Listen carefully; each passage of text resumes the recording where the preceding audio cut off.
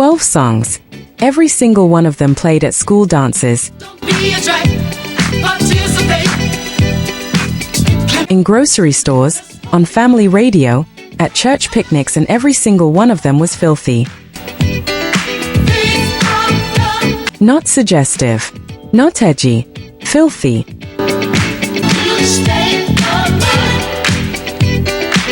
The kind of content that, if the lyrics had been spoken plainly instead of wrapped inside a gorgeous melody, would never have made it within 50 feet of a daytime radio station. The clock keeps turning. And yet there they were, #1 hits, Grammy winners, slow dance standards hiding in plain sight for an entire decade, while an entire generation sang along without realizing a single word of what they were actually saying. The 1970s pulled off the greatest trick in the history of American radio. 12 times. These are those 12 songs ranked, exposed, and explained. Stick around, because one of these won a Grammy Award the same year its lyrics were flagged by the FCC.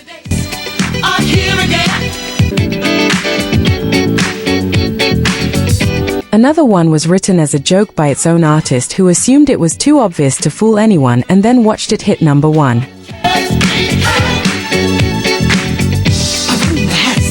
12 songs. Let's uncover every single one. 12. My Ding-a-Ling, Chuck Berry, 1972. Alma mater, we must do our alma mater. Chuck Berry was one of the architects of rock and roll, a songwriter so precise and so influential that his guitar patterns still show up in songs recorded 50 years after he wrote them. But held on to my ding-a-ling. By 1972, he had been making music for nearly 2 decades, Was a little bitty boy, my grandmother, building a legacy that most artists spend entire careers chasing. who will not sing, you must be playing. Then he released a novelty song about a small bell he carried as a child, performed it live in front of a family audience in England, and watched an entire room of adults, children, and grandparents sing along to a song about his genitalia without a single person in the room appearing to notice.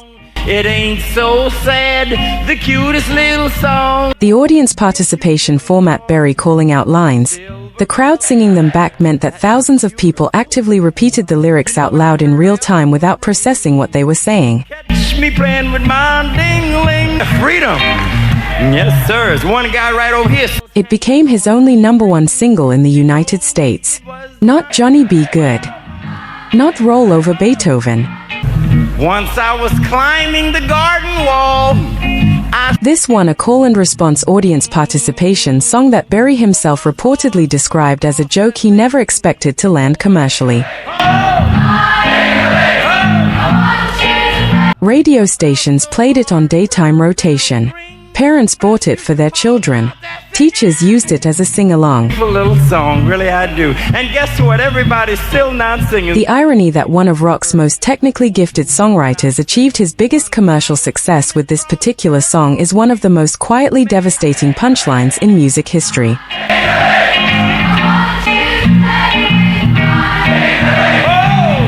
If this is the kind of music history that actually stops you mid-scroll, the real stories behind the records everyone knows but nobody fully understood, this channel is built entirely around exactly that. That's so beautiful. I think it's a beautiful... Subscribe now so the next one finds you. That one hid in plain sight through pure absurdity. The next one dressed itself in something far more romantic to pull off the same trick. 11. Pillow Talk, Sylvia, 1973. The production on this record is genuinely beautiful, a slow, pillowy, orchestrated soul arrangement that sounds, on first listen,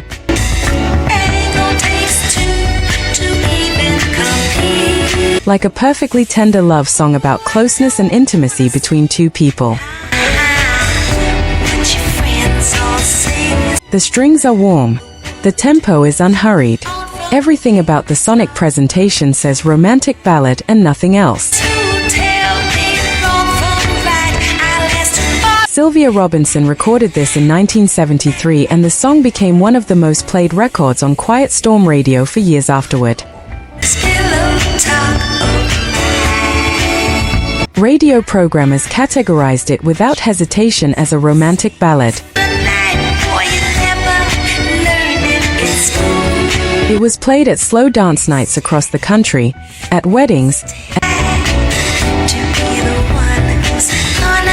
at intimate dinner settings where the background music was chosen specifically to feel safe and tasteful. A closer listen to the lyrics reveals that the pillow talk in question is not exactly metaphorical.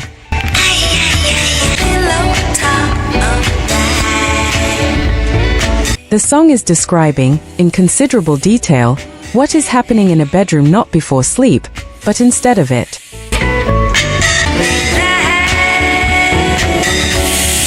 The orchestration is so lush and the delivery so warm that the content slides past most listeners entirely, which was the entire design. Sylvia Robinson would later co-found Sugar Hill Records and help produce Rapper's Delight, one of the first mainstream hip-hop hits. This record, though, remains the clearest proof that she understood exactly how to make something provocative feel completely respectable. That skill ran through everything she touched. Think about the songs that played at your family gatherings growing up, the ones the adults had on in the background. How many of those do you now realize were not exactly appropriate? Drop the most surprising one in the comments.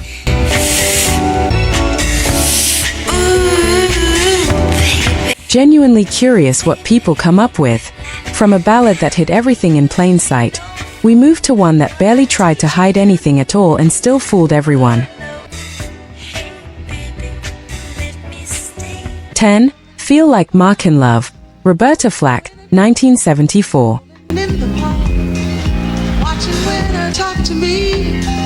Roberta Flack was known, before this record, for songs of extraordinary emotional depth and restraint. Killing Me Softly,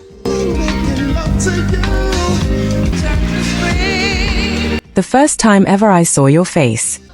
Her voice carried a quality that felt almost sacred, a gentleness that made everything she sang feel deeply serious. Which is precisely why this song worked so completely. The title states its intention without any ambiguity whatsoever. The lyrics follow through on that title in considerable detail. And yet sung by Roberta Flack, arranged with that same warm sophistication her audience trusted from her previous records. It played on mainstream radio across the United States as though it was simply another tender love song.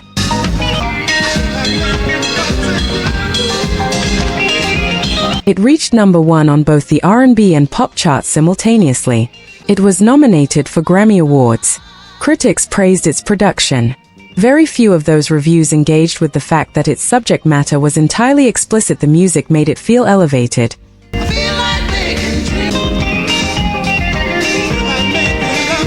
And feeling elevated was apparently enough for daytime radio in 1974.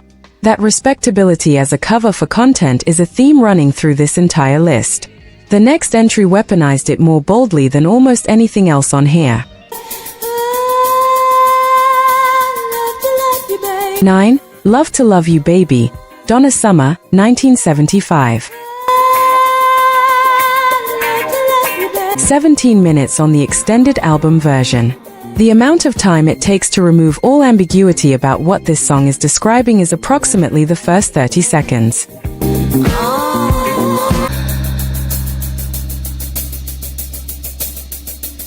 Donna Summer recorded the original version as a short demo that producer Giorgio Moroder extended into a full-length track after Casablanca Records founder Neil Bogart reportedly asked for something he could play at a party.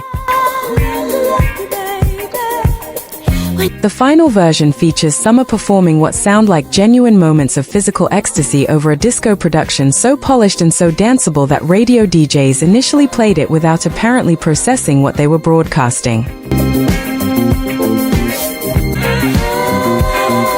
Several radio stations did eventually pull it from daytime rotation once complaints began arriving. The BBC banned it outright. In the United States, it still received enough airplay to reach the top 5 on the pop charts, partly because the production was so compulsively listenable that program directors kept rationalizing the decision to keep spinning it. It became one of the defining records of the disco era and established Donna Summer as one of the decade's most important artists, built on a song that was,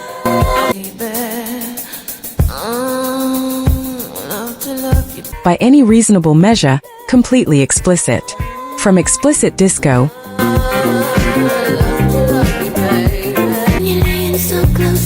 we moved to a rock song that dressed its meaning in the most wholesome metaphor it could find. 8. Squeezebox, The Who, 1975. The Who were not a subtle band. Won't Get Fooled Again. Baba O'Reilly. Pinball Wizard. Pete Townshend's songwriting had never been accused of lacking directness. And yet Squeezebox, a cheerful, accordion-driven sing-along with a melody so bouncy it could have scored a children's television program, was played on daytime radio across the United States and United Kingdom with almost no objection from broadcasters or parent groups. The song is about an accordion.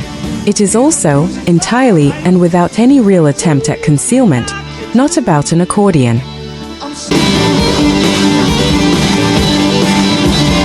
The double meaning is not subtle. The chorus makes it essentially unmissable. Townshend has discussed in interviews that the joke was the entire point, a deliberate test of how blatant a lyric could be before radio programmers noticed.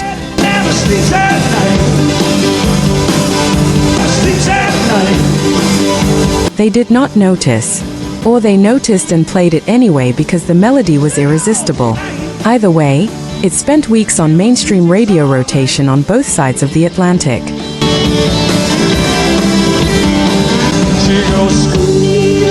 If this video is making you think of someone, a friend, a sibling, someone who grew up on this music, share it with them right now. Half the fun of this list is watching someone else realize what their favorite song was actually about. Pass it on. That brazenness gives way next to a song that was rather more elegant in how it buried its meaning. 7. Ring My Bell, Anita Ward, 1979.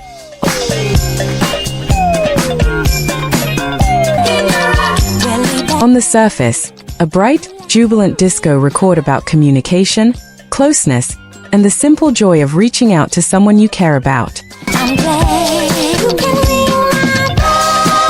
The bell in the title reads as a doorbell, a telephone, a symbol of connection.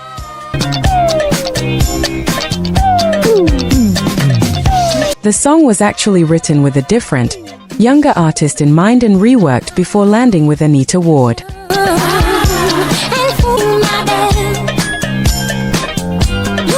The production is polished, the delivery is joyful, and the arrangement is so relentlessly upbeat that it became one of the most played disco records of 1979 without significant controversy from broadcasters.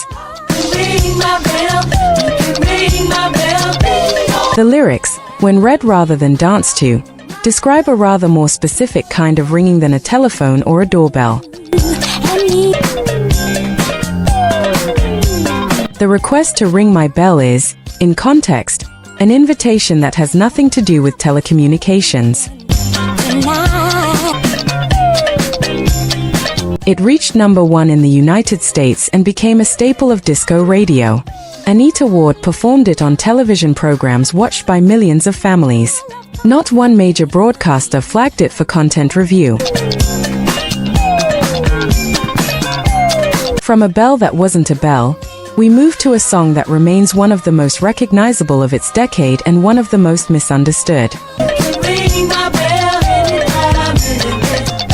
6. Roxanne the Police, 1978.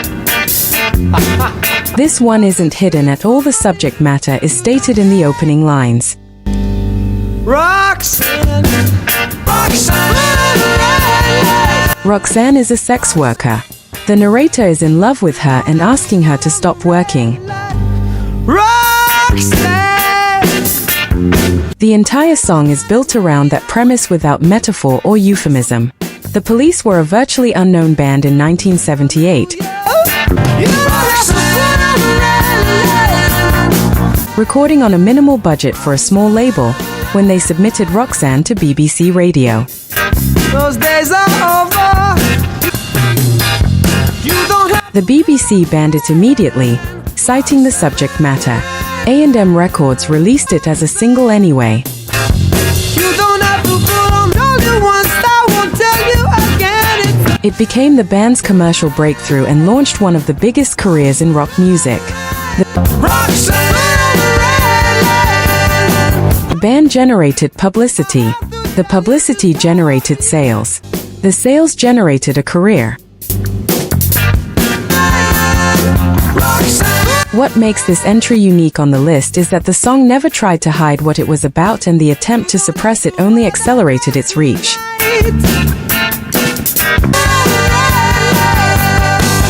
A generation grew up singing Roxanne at the top of their lungs, at school, at parties,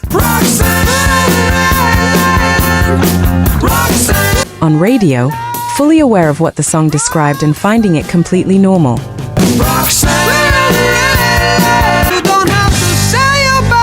From a song that wore its meaning openly, we moved to one that buried its meaning so deep that even longtime fans missed it entirely.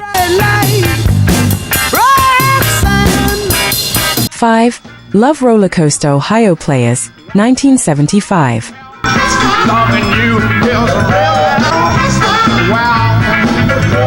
The Ohio Players built an entire aesthetic around provocative album covers and sensual arrangements. So Love Roller Coaster landing on a countdown like this is not a surprise. What is worth noting is how completely the metaphor works and how thoroughly it convinced mainstream radio.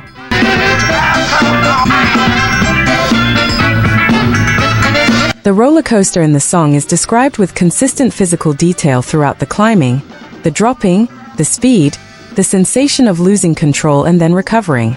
As a metaphor for physical intimacy, it is thorough and deliberate. As a description of an amusement park ride, it is also technically accurate, which is how it cleared daytime radio without issue.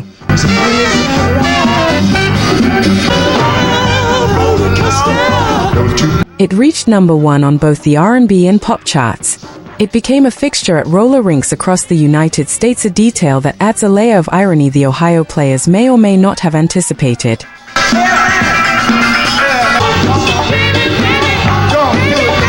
The production is among the tightest funk recordings of the decade, which meant radio programmers heard the groove first and the lyrics a distant second. The groove was enough. Still to come, the most famous entry on this entire list. A song so thoroughly embedded in American culture that its real meaning went unexamined for years. That's coming up. 4. Tonight's the Night, Rod Stewart, 1976. Stay away from my back door. Rod Stewart spent most of the 1970s with a voice perfectly calibrated for confessional, Baby, don't you hesitate. emotionally direct songwriting. When he chose to be explicit, he sounded sincere rather than salacious, which made this song one of the most effective pieces of misdirection on this entire list.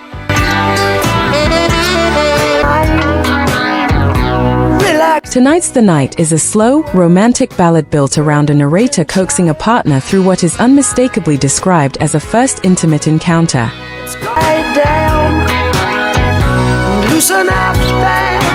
The lyrics include a direct instruction to spread your wings and let me come inside. Stewart delivers the entire song with such earnest tenderness that it reads, sonically, as simply romantic. Before the night's too old. It spent 8 consecutive weeks at number 1 in the United States, the longest run at the top of the charts of any Rod Stewart single. It was played at slow dance nights, on late-night radio, and in the background of restaurants that played soft rock. The emotional delivery was so convincing that the literal content of the lyrics rarely became the subject of conversation. From earnest delivery as the perfect disguise, we move to a song that achieved the same trick through sheer musical joy. 3. Le Freak Chic, 1978. I'm sure you'll be amazed. Big fun to be The word freak in the title and throughout the lyrics of this record was not, in 1978 New York City, a reference to someone unusual or eccentric.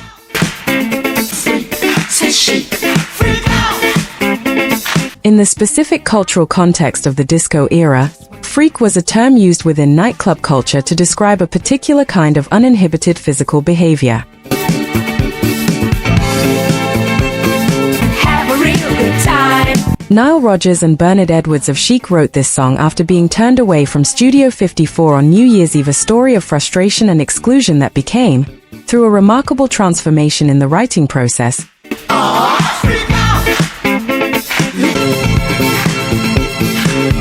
one of the most jubilant dance records ever made. The original lyric was significantly more explicit and targeted directly at the club that had rejected them. Surely can be done. The version that reached radio was polished, reworked, and delivered with such irresistible energy that nobody examined its language closely. They're doing it night and day. Allow us. It became the best-selling single in Atlantic Records history at the time of its release. Radio stations played it constantly. It is still played at weddings, corporate events, and school dances today, events where the specific meaning of freak out in its original context would likely generate a rather different reception. Now we're free.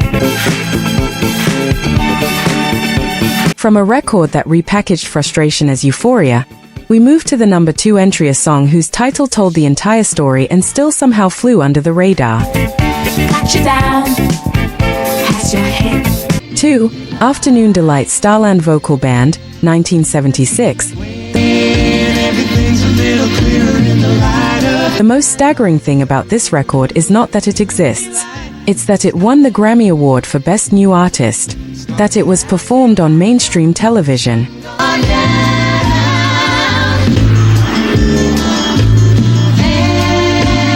That it was played on family radio stations across the United States for years.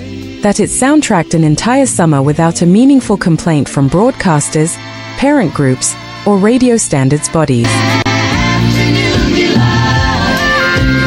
Starland Vocal Band wrote Afternoon Delight as an explicit song about daytime sex. The title refers to a specific scheduling of that activity. The lyrics describe, in a warm and cheerful vocal arrangement, the anticipation and experience of a midday physical encounter. The word delight is doing significant work in keeping the song sounding pleasant. That is always gonna be here anyway. But the content beneath it is entirely unambiguous. It reached number 1. It won a Grammy. It was played in the background of supermarkets.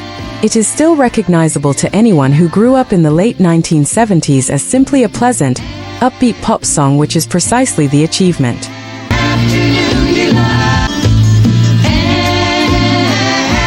No song on this list more completely captures the particular genius of the 1970s for hiding something entirely explicit inside something that felt completely safe.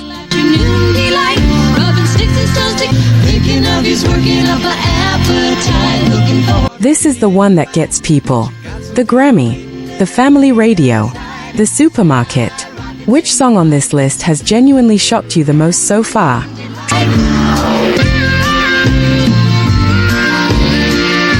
Drop the number in the comments. The reactions on these are always the best part. From a Grammy-winning exercise in polite scandal, we arrive at the #1 entry, the song that pulled this trick at the highest volume, for the longest time, in front of the largest audience of any record on this list. 1. Good Times Chic, 1979. It's getting late. Time marches on. Chic appear twice on this countdown for a reason. Nile Rodgers and Bernard Edwards understood, better than almost any other songwriters of their era,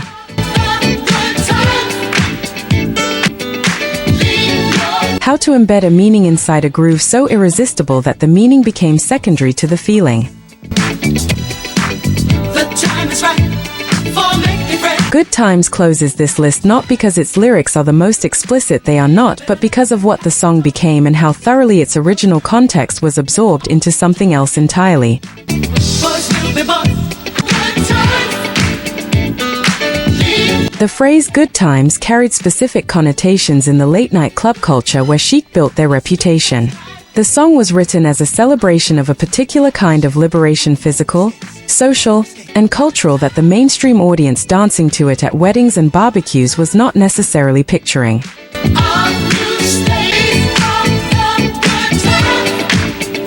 Then the bass line was lifted, nearly note for note, into Rapper's Delight by the Sugar Hill Gang, the song widely credited with introducing hip-hop to mainstream America. That sample made the bass line the most recognized in popular music history. It appeared in television commercials, film soundtracks, and remixes for decades. The irony at the center of this record is complete. A song rooted in the specific culture of late-night New York City became, through that bass line, the foundation of an entirely new genre that would reshape American music for the next 40 years, and most of the people who heard it in either context had no idea what the original celebration was actually about.